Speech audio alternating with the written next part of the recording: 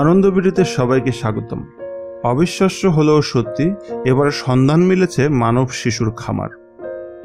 এতদিন ধরে গরু, ছাগল আর মুরগির খামারের কথা শোনা গেলেও এবার ভারতের সন্ধান মিলেছে মানব শিশুর খামার। দেশটির মধ্যপ্রদেশের একটি বেসরকারি হাসপাতালে অভিযান চালিয়ে এই শিশু খামার আবিষ্কার করেছে স্থানীয় পুলিশ। তারা জানায়, অনাকাঙ্ক্ষিতভাবে জন্ম নেওয়া সদ্যজাতের বিক্রি কিংবা বিনিময় করা হয় এখানে। পুলিশের বরাত দিয়ে ভারতের গণমাধ্যম টাইমস অফ ইন্ডিয়া জানায়, ধর্ষণ কিংবা বিবাহ বহির্ভূত সম্পর্কের ফলে গর্ভবতী হওয়া নারীদের প্রসবের ব্যবস্থা করা হয় মধ্যপ্রদেশের গোয়ালিয়র জেলার পলাশ হাসপাতালে। গোপন সংবাদের ভিত্তিতে চালানো ওই অভিযানে সেখান থেকে 2 শিশুকে উদ্ধার করেছে পুলিশ।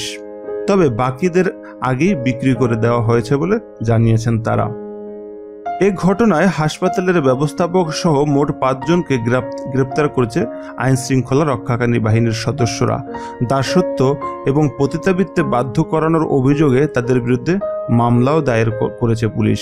মামলার তদন্তকারী কর্মকর্তা প্রতীক কুমার জানান, তরুণীদের কাছ থেকে অনাকাঙ্ক্ষিত শিশু সংগ্রহ নিজস্ব এজেন্ট ব্যবহার করত 30 শয্যা বিশিষ্ট ওই হাসপাতালটি। নাম প্রকাশে অনিচ্ছুক আরেক পুলিশ কর্মকর্তা বলেন, বিবাহ বহির্ভূত সম্পর্কের কারণে অনেক মেয়ে গর্ভবতী হয়ে পড়ে।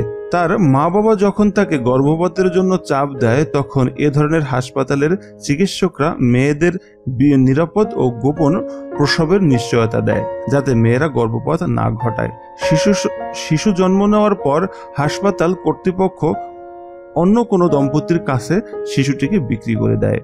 পুলিশ জানায়, অনেক দম্পতি কন্যা শিশু বদল করে ছেলে শিশু কিংবা ছেলে শিশুর বদলে কন্যা শিশু নিয়ে থাকে হাসপাতালটি থেকে।